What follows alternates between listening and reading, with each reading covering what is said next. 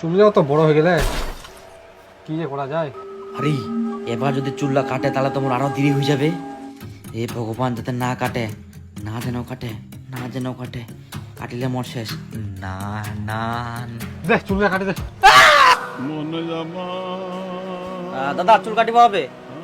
বস হয়ে যাবে। কতজন ছেতে? 5-6 জন ছে। 5-6 জন? কত সময় লাগবে যে? আরে বেশি সময় লাগবে না, বসে নি তো ফটাফট হয়ে যাবে। এত এখানে হয়ে আসিল। আদা দেখছি আমি বসুন। হ্যাঁ